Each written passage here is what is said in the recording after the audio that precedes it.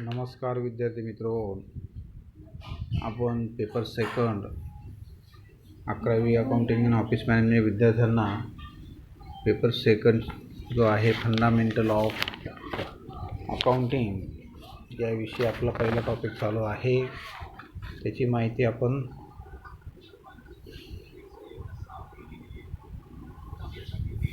बघतो आहेत. आत्तापर्यंत आपण बुककीपिंग म्हणजे काय, अकाउंटन्सी म्हणजे काय, नंतर त्याची व्याख्या, त्याचे ऑब्जेक्ट, त्याचे फीचर्स, त्याची इम्पॉर्टन्स बघितले. नंतर कोणकोणते अकाउंटचे ब्रँचेस आहेत ते बघितले. आणि आता आपण बेसिक कन्सेप्ट बघतो आहे. त्याच्यामध्ये ट्रान्झॅक्शन काय असतो, त्याच्यामध्ये ट्रान्झॅक्शनचे प्रकार कोणते, कॅश ट्रान्झॅक्शन आणि ट्रान्झॅक्शन, ते आपण बघितलेलं आहे. पुढचा मुद्दा आहे entry. Entry means recording the summary of the business transactions in the form of debit and credit in the journal and in proper form of subsidiary books, and ledger is called as entry. Entry म्हणजे काय, जे व्यवहार होतात. Recording of the summary of business transaction, जे transaction जे आहेत त्या ट्रान्झॅक्शनचं record जे आहे ते रेकॉर्ड एक विशिष्ट फॉर्ममध्ये करायचं असतं. त्या फॉर्ममध्ये डेबिट आणि क्रेडिट आणि जे प्रायमरी बुक जे आहे, जे पहिलं जर्नल जे आहे त्या जर्नलमध्ये, जर्नल आणि लेजर पुढे येणारच आहे, त्यासाठी ते जे सबसिडी बुक आहे किंवा लेजर जे आहे त्याच्यामध्ये ज्या व्यवहारांची नोंद केली जाते, डेबिट किंवा क्रेडिट, त्याला एंट्री असे संबोधले जाते किंवा एंट्री असे म्हटले जाते. हे व्याख्या तुम्ही लिहा. ट्रान्झॅक्शन म्हणजे काय लिहायचं वहीमध्ये, what is mean bye bookkeeping, with features, objects, importance, जे मी तुम्हाला सांगितलेलं आहे ते तुम्ही त्याच्यामध्ये लिहायचं आहे. लक्षात घ्या. इम्पॉर्टन्स, युटिलिटी आणि difference between bookkeeping and accounting हे वहीमध्ये व्यवस्थित लिहा, किंवा तुम्ही व्हॉट्सअपवरच्या झेरॉक्स काढून तुमच्या फाईलला किंवा वहीला लावा. लक्षात घ्या. पण तुम्हाला समजलं पाहिजे, हा माझा महत्त्वाचा उद्देश आहे. लक्षात घ्या. ट्रान्झॅक्शन्सचे प्रकार सांगितले. आता एंट्री म्हणजे काय, जे व्यवहार होतात. म्हणजे बघा, एका अने बला माल विकला, हा जो व्यवहार आहे या व्यवहाराची नोंद ज्या पुस्तकात केली जाते, ते विशिष्ट फॉर्ममध्ये त्याची नोंद केली जाते. Recording of a summary of business transactions in the forms of debit and credit in the journals किंवा लेजरवर त्याची नोंद केली जाते, त्याला एंट्री असे म्हणतात. लक्षात घ्या. What is mean bye entry? Entry means recording of the summary of business transaction in the form of debit or credit in the journal किंवा इतर सबसिडी बुक्स. लक्षात घ्या. तिसरी कन्सेप्ट जी आहे म्हणजे ट्रान्झॅक्शन, जो प्रत्येक व्यवहार जो आहे या प्रत्येक व्यवहाराची नोंद जी आहे ती नोंद करण्यासाठी डेबिट किंवा क्रेडिट एंट्री पास केली जाते, एंट्री म्हणतात. प्रत्येक व्यवहाराच्या नोंदी केल्या जातात. त्याच्यामध्ये एक्सने बीला माल विकला, माल खरेदी केला, भाडं दिलं, हे जे व्यवहार आहेत या व्यवहाराच्या नोंद ज्या समरी डेबिट किंवा क्रेडिटमध्ये त्याला एंट्री असं संबोधलं जातं. त्याची नोंद आपण त्या जर्नल किंवा इतर सबसिडी बुक जे आहेत, सबसिडी बुक म्हणजे का पुढे येईल ते बघू आपण. लक्षात घ्या. तिसरा मुद्दा आहे नॅरेशन. नॅरेशन म्हणजे काय, की जी एंट्री केलेली आहे त्या एंट्रीचं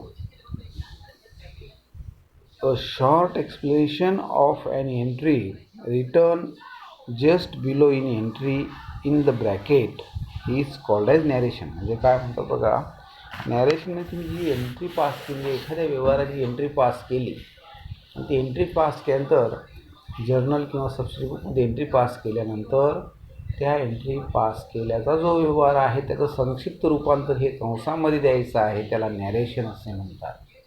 आणि नॅरेशनची सुरुवाती बिंग किंवा फॉरने होत असते. लक्षात घ्या. म्हणजे अने बला माल विकला किंवा अकडनं बने माल खरेदी केला किंवा पैसे आले किंवा रेंट दिलं किंवा भाडं दिलं, असे जे व्यवहार आहेत हे व्यवहाराची नोंद एंट्री केली जाते. आणि एंट्रीमध्ये समजा परचेस गुड्स किंवा बिझनेस स्टार्ट केला, धंद्यामध्ये पैसे टाकले, कॅपिटल टाकलं, तर त्याचं संक्षिप्त रूपांतर जे आहे ते त्या एंट्रीच्या खाली कंसामध्ये बिंगने सुरुवात करून त्या ट्रान्झॅक्शनचं संक्षिप्त रूप जे आहे, अ short explanation of the entry return just below the entry in a bracket in a particular column of journal is called as narration. It is start on being word. being ने सुरुवात केली जाते.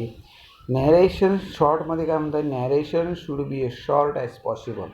म्हणजे जेवढं नॅरेशन जे आहे, खूप मोठा व्यवहार आहे तर त्याचं शॉर्ट करून त्या कंसामध्ये लिहायचं आणि त्या नॅरेशन लिहिल्यानंतर त्या नॅरेशनच्या खाली 2 लहानशा लाईनी मारायच्या असतात. आपण जेव्हा प्रॉब्लेम घेऊ तेव्हा ते बघू. म्हणजे ते आपल्याला it is easiest to understand. Narration हे आपल्याला समजायला पाहिजे, म्हणजे कोणता व्यवहार आहे, काय आहे, पैसे किती आहे, त्याला नॅरेशन असं म्हणतात. नॅरेशन ट्रान्झॅक्शन झाल्यानंतर ती एंट्री होते. एंट्री झाल्यानंतर त्याचं कोणती एंट्री केली त्याचं संक्षिप्त रूपांतर जे आहे ते नॅरेशनमध्ये होतं. नॅरेशनची सुरुवात जी आहे बिंगने केली जाते आणि नॅरेशन जे आहे ते सर्वसाधारण इझी समजलं पाहिजे. लक्षात घ्या, याला म्हणतात नॅरेशन. लक्षात घ्या. अशा प्रकारे पहिली कन्सेप्ट आपण बघितल्या. चौथी कन्सेप्ट जी आहे, आपण गुड्स म्हणजे काय ते बघू. गुड्स म्हणजे माल असतो. लक्षात घ्या. Any commodity or article which is produced or purchase or sales by a trader is called as goods. Goods may be any commodity or article which has exchange value. Goods must be manufactured or purchased by a trader for sales. Goods must be stored and exhibit for the sales and not for use. Goods म्हणजे एखादा माल आपण खरेदी केला, जो व्यवहार आहे, एने बीकडनं माल खरेदी केला, फर्निचर खरेदी केलं, असंच आहे. माल जो आहे, कमोडिटी जे आहे, आर्टिकल जे आहे ते आपण खरेदी केलं किंवा एखाद्याला विकलं तर त्याचा समावेश जो आहे हा समावेश त्या गुड्समध्ये केला जात असतो. लक्षात घ्या. त्याला म्हणतात माल असं म्हणतात किंवा गुड्स असे. Goods is any commodity or article which is produced or purchase for sales by a trader is called as goods. अशा पद्धतीने हे ज्या कन्सेप्ट जे आहेत तुम्हाला ते पुढे समजेल. Goods, purchase goods from cash, माल खरेदी केला, गुड्स, त्याला गुड्स म्हणतात. लक्षात घ्या. कोणतीही वस्तू ही परचेस केली किंवा माल उत्पादन केली किंवा वस्तू उत्पादन करून माल विकली तर त्याला आपण गुड्स असे संबोधले जाते. लक्षात घ्या. प्रॉफिट, मी तुम्हाला सांगितलं प्रॉफिट म्हणजे काय, की प्रत्येक व्यावसायिक हा त्याचा उद्देश जो आहे तो प्रॉफिट कमवायचा आहे. प्रॉफिट मीन्स द गेन, म्हणजे फायदा, earn by the businessman by undertaking ventures or risk in accounting terminology. लक्षात घ्या. प्रॉफिट जो आहे तो व्यवसायामध्ये प्रॉफिट बरोबर जेवढा उत्पन्न आहे, उत्पन्न वजा खर्च बरोबर प्रॉफिट. लक्षात घ्या. उत्पन्न समजा 50 लाखाचं उत्पन्न आलं, एका व्यावसायिक जो आहे त्या व्यावसायिकाने धंदा सुरू केला, त्या धंद्यामध्ये त्याला खर्च आला आणि त्या खर्चामधून उत्पन्न किती आहे ते बघायचं आणि जेवढं उत्पन्न आलं त्या उत्पन्नावर, समजा 5 लाख रुपये उत्पन्न आलं, त्याच्यामध्ये खर्च झाले 4 लाख रुपये किंवा 4,50,000 रुपये, तर तो 50,000 रुपये जो आहे त्याला नफा असं म्हणतात. लक्षात घ्या. म्हणजे उत्पन्न जे आहे ते उत्पन्न खर्चापेक्षा जास्त असेल तर त्याला नफा म्हणतात. प्रॉफिट बरोबर इन्कम और revenue minus expenses is called as profit. लक्षात घ्या. त्या प्रॉफिट बरोबरच लॉस असतो, धंद्यामध्ये नुकसान होतं. नुकसान म्हणजे काय, खर्च जास्त झाले आहे, उत्पन्नापेक्षा खर्च जास्त, एक्सपेंडिचर ओव्हर रेव्हेन्यू और income is called as loss. लक्षात घ्या. खर्च, एक्सपेन्सेस हे जर जास्त झाले असतील, एक्सेस ऑफ एक्सपेंडिचर, एक्सेस म्हणजे जास्त खर्च झाले असतील आणि उत्पन्न कमी झाले असतील तर त्याला लॉस संबोधले जातं. लक्षात घ्या. Loss means excess of expenses or expenditure over revenue किंवा income is called as loss. लक्षात घ्या, लॉस बरोबर एक्सपेन्सेस वजा रेव्हेन्यू. लक्षात घ्या, असे जे खर्च आहेत ते खर्च जास्त झाले उत्पन्नाच्या व्यवसायामध्ये आणि उत्पन्न कमी आलं तर तो व्यावसायिकाला लॉस होतो. मग तो लॉस कसा कमी करायचा हा तो व्यावसायिक ठरवत असतो. लक्षात घ्या, असे वेगवेगळे जे आहेत ते वेगवेगळे कन्सेप्ट आपल्याला आपण बघतोय. लक्षात घ्या, प्रॉफिट किंवा लॉस आपण बघितले. आता असेट्स म्हणजे काय, लायबिलिटीज म्हणजे काय ते आपण बघूया. लक्षात घ्या,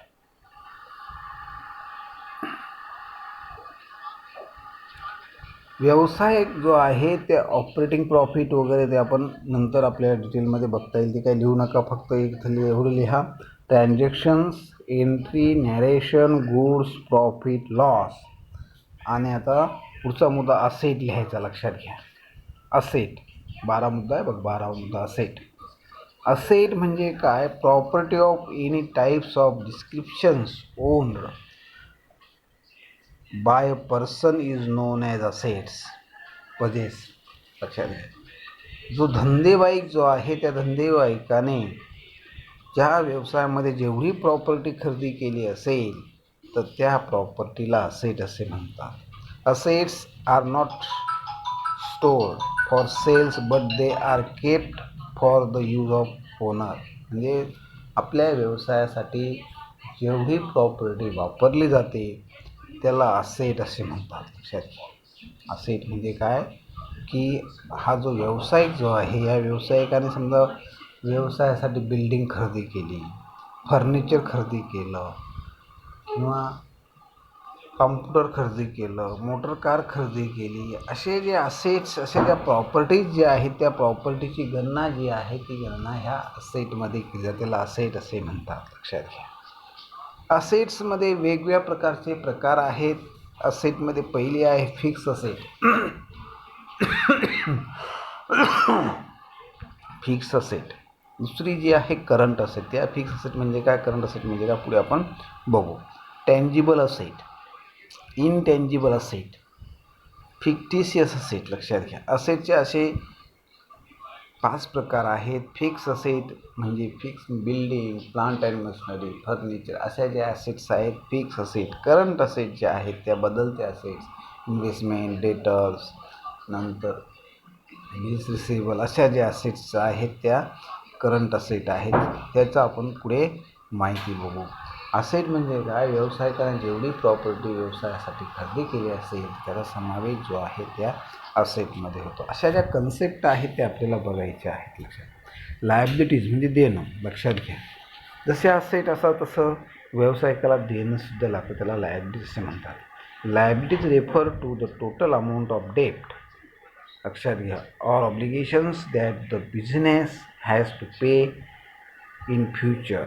म्हणजे भविष्यामध्ये व्यावसायिकाला जे देणं लागतं, पैसे द्यायचे आहेत त्याला लायबिलिटीज असे म्हणतात. उदाहरणार्थ बँक लोन कर्ज घेतलं असेल बँकेकडून तर फेडावंच लागतं, त्याला असेच म्हणतात. सनडे डेटर्स म्हणजे ज्या लोकांकडून उधार माल खरेदी केला असेल तर त्यांना पैसे द्यावेच लागणार, त्याला सनडे डेटर्स असं म्हणतात. बँक ओव्हरड्राफ्ट, त्याच्या हातसुद्धा बँक ओव्हरड्राफ्टचा लायबिलिटीज आहे. अशा पद्धतीने असेट्स आणि लायबिलिटीचा आपण अभ्यास केलेला आहे, ते पुढे तुम्हाला येईलच. लक्षात घ्या, म्हणजे काय काय लिहायचं, transactions, cash transaction, credit transaction, entry, narration, goods, profit, loss, asset आणि लायबिलिटीज. लक्षात घ्या, पुढचा मुद्दा जो आहे तो म्हणजे कॅपिटल.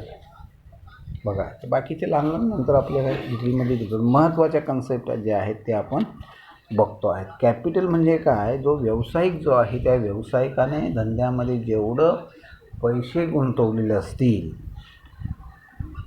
अनेक प्रकारच्या स्वरूपात पैसे असतील, तर ते सर्व पैसे जे गुंतवलेले असतील त्या सर्व गोष्टींना कॅपिटल असे म्हटले जाते. लक्षात घ्या, capital means the amount of cash, goods, assets invested by the proprietor in his business from time to time is called as capital. लक्षात घ्या. म्हणजे व्यावसायिकाने जो मालक जो आहे त्या मालकाने व्यवसायामध्ये वेळोवेळी पैसे गुंतवले असतील किंवा माल खरेदी केला असेल, करण्यासाठी पैसे दिले असतील, असेट खरेदी केले असतील, जेवढेही पैसे गुंतवणूक त्या मालकाने केलेले आहे त्या गोष्टीला कॅपिटल असे म्हणतात. Capital means the amount of invested by the proprietor in his business from time to time is called as capital. For example cash, goods, assets अशा ज्या गोष्टी ज्या आहेत त्या अशा गोष्टीला कॅपिटल असे म्हणतात. लक्षात घ्या. कॅपिटल म्हणजे काय की व्यावसायिकाने जेवढेही पैसे धंद्यामध्ये गुंतवले असतील ह्या सर्व गोष्टींना कॅपिटल असं संबोधलं जातं. लक्षात घ्या. Capital means the amount of cash, goods, assets etc. invested by the proprietor in his business from time to time is called as capital. In accounting, excess of business assets over business liabilities. Capital म्हणजे काय? Asset वजा liabilities बरोबर capital. Asset म्हणजे काय सांगितलं तुम्हाला? Property. लायबिलिटीजनं देणं. जेवढं असेट आहेत तुम्ही वजा कॅपिटल म्हणजे काय? असेट जेवढे आहेत, समजा व्यवसायामध्ये 10 लाखाचे असेट असतील आणि लायबिलिटीज जे आहेत त्या 9 लाखाचे असतील तर असेट जे आहेत असेट्स वजा लायबिलिटीज बरोबर कॅपिटल. लक्षात घ्या. याला असे व्याख्या केलेली आहे. Asset capital means the total amount of cash, goods, assets invested गुंतवणूक बाय द प्रोप्रायटर किंवा by the owners of the business from time to time is called as capital. लक्षात घ्या. की लिहायचं तुम्ही एवढं. कॅपिटल बरोबर असेट्स वजा लायबिलिटी. लक्षात घ्या. पुढचा मुद्दा आहे ड्रॉइंग. DRAWING. ड्रॉइंग म्हणजे उचल, धंद्यातनं उचल. व्यावसायिक जो आहे त्या व्यावसायिक जे पैसे गुंतवलं त्याला काहीतरी स्वतःच्या कामासाठी किंवा स्वतःसाठी जर त्याने व्यवसायामधून पैसे उचलले असतील तर त्याला ड्रॉइंग असं समजलं जातं. लक्षात घ्या. पर्सनल कामासाठी धंद्यामधून समजा एखाद्या आपल्या मुलाची फी भरली तर समजा 10,000 रुपये उचलले तर तो 10,000 रुपयाला ड्रॉइंग म्हणतात. नंतर ते 10,000 रुपये परत तो व्यावसायिक जो आहे तो व्यावसायिक आपल्या धंद्यामध्ये टाकू शकतो. ड्रॉइंग म्हणजे काय? Drawing means the total amount of cash or goods withdrawn by the proprietor from the business from time to time for his personal use or family use. लक्षात घ्या. Is called as drawing. Drawing म्हणजे काय? Withdrawn म्हणजे उचलणे धंद्यामधून cash किंवा goods किंवा माल व्यवसायामधून जर खाजगी कामासाठी पैसे किंवा माल उचलला असेल पर्सनल कामासाठी तर त्या जे उचललेले पैसे जे आहेत त्या पैशाला अकाउंटच्या भाषेत ड्रॉइंग असे म्हणतात. Drawing are always adjusted with capital. आता समजा कॅपिटलमधून ते ड्रॉइंग ॲडजस्ट केलं जातं. लक्षात घ्या. ड्रॉइंग कॅपिटल बरोबरच ड्रॉइंग. कॅपिटल म्हणजे गुंतवलेले पैसे आणि ड्रॉइंग म्हणजे उचललेले पैसे. लक्षात घ्या. ड्रॉइंग परत सांगतो. ड्रॉइंग म्हणजे काय? Drawing is a total amount of cash or goods. Drawing लिहायचं तुम्ही वहीमध्ये किंवा नोट्स काढून घ्या. Drawing means the total amount of cash and or goods withdrawn by the proprietor from the business from time to time to his self, personal use किंवा family use. Drawing are always in capital. लक्षात घ्या. Adjust with capital. Drawing म्हणजे काय सांगितलं लक्षात घ्या.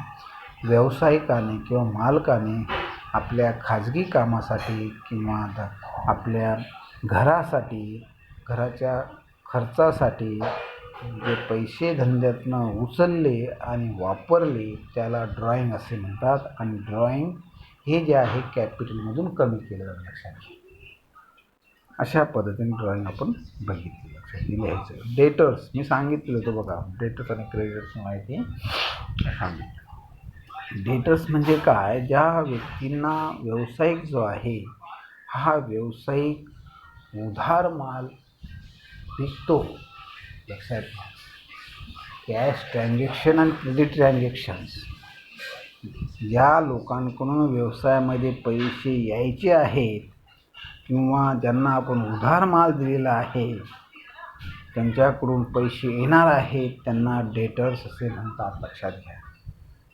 आणि creditors म्हणजे काय, ज्या लोकांना पैसे द्यायचे आहेत, लक्षात घ्या, त्या लोकांना व्यवसायाचे क्रेडिटर्स म्हणतात. त्यांना भविष्यामध्ये कधीतरी पैसे द्यावे लागतील. डेटर्सकडनं पैसे येतात. डेटर्स म्हणजे आपले कस्टमर्स, ज्या लोकांकडून आपल्याला व्यवसायामध्ये पैसे येणं बाकी आहे त्यांना डेटर्स म्हणून आपण त्यांच्याकडे जाऊन पैसे घेऊ शकतो. लक्षात घ्या.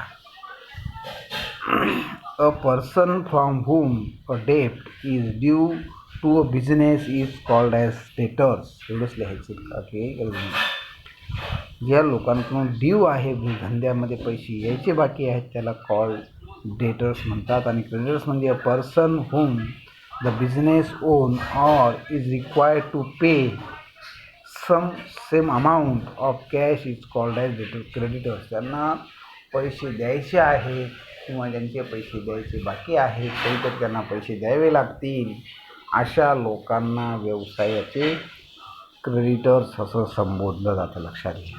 अशा पद्धतीने डेटर्स क्रेडिटर्स बघितलं. एक्सपेन्सेस, खर्च, लक्षात घ्या, हे लिहायचं. Debtors, creditors, expenses. व्यवसायामध्ये जे खर्च होतात, खर्च म्हणजे काय, एक्सपेन्सेस म्हणजे cost is non as expenses. लक्षात घ्या. In other word, expenses is a monetary measure of inputs or resources consumed in the business to manufacture or sell the goods. Business expenses is called as direct expenses. आणि हे तुम्हाला कॉस्टिंगमध्ये direct expenses मी सांगेल. लक्षात, third पेपरमध्ये जेव्हा सुरू होईल तेव्हा डायरेक्ट खर्च म्हणजे काय आणि इनडायरेक्ट खर्च म्हणजे काय ते तुम्हाला मी सांगेन. असे जे पैसे व्यवसाय धंद्यातनं जे पैसे जातात, तर आपण माल खरेदी केला हा खर्च झाला, रेंट दिलं हा खर्च झाला, भाडं दिलं, रेंट म्हणजे भाडं, लाईट बिल भरला हा खर्च झाला, याला काय म्हणतात, एक्सपेन्सेस असे म्हणतात. लक्षात घ्या. अशा पद्धतीने एक्सपेन्सेस आपण बघतो. कॅपिटल एक्सपेंडिचर, रेव्हेन्यू एक्सपेंडिचर आपण तुम्हाला नंतर डिटेल सांगेल. त्याच्यानंतर पुढचं आहे डिस्काउंट. लक्षात घ्या. 15-16 आयटम लिहून टाकू आपण, पण तुम्ही सर्व त्याचे झेरॉक्स काढून ठेवा. डिस्काउंट म्हणजे काय की डिस्काउंट म्हणजे अलाउन्स, बेनिफिट और reduction in payment in monetary terms given by the traders to buyer or buyer or creditors to debtors at the time of sales or repayment is known as discount. Discount may be classified. Discount म्हणजे आपण म्हणतात की आपण दुकानावर बघा 20% discount, सूट. ह्याच्यामध्ये 2 प्रकारच्या सूट असतात. आपण दिलेली सूट आणि व्यापाऱ्याकडून मिळाली सूट, ह्याच्यामध्ये आपण त्याला डिस्काउंट असे म्हणतात. Allowance. Discount is a benefit और reduction in payment in monetary terms given by the traders to buyer और बायर म्हणजे buyer creditors to debtors at the time of sales or repayment is known as discount. Trade डिस्काउंटचे 2 प्रकार आहेत, trade discount आणि cash discount. हे तुम्ही लिहा. Trade discount आणि cash discount. What is mean by discount? Explain the types of discount. Trade discount आणि cash discount आपण जेव्हा डिटेल्स प्रॅक्टिकल घेऊ प्रॉब्लेम तेव्हा आपण त्याच्यामध्ये डिस्काउंट म्हणजे काय ते बघू. लक्षात घ्या. अशा पद्धतीने वेगवेगळ्या कन्सेप्ट ज्या आहेत त्या कन्सेप्ट आपण बघितलेल्या आहेत. गुडविल, पुढे ट्रेड इन साल्वन ते आपण नंतर जेव्हा आपल्याला येईल डिटेल तेव्हा ते साल्वन आणि इनसॉल्वंट तुम्हाला मी सांगेल. लक्षात घ्या. अशा पद्धतीने ज्या कन्सेप्ट आहेत 15-20 त्या व्यवस्थित तुम्ही लिहा आणि त्या पुस्तकामध्ये व्यवस्थित उतरून घ्या, किंवा मी परत तुम्हाला जर मला चांगल्या नोट्स दिल्या तर तुम्हाला पण चांगल्या नोट्स द्यायची काही गरज नाही, तुम्ही व्यवस्थित त्या उतरून घ्या. अशा पद्धतीने आपण थोड्याफार कन्सेप्ट बघितलेले आहेत. अशा पद्धतीने व्यवस्थित उतरून घ्या आणि समजवा. याच्यामध्ये कोणाला काही शंका असेल तर मला तुम्ही कॉल करून विचारू शकतात. अशा पद्धतीने आपण हे बघितलेलं आहे.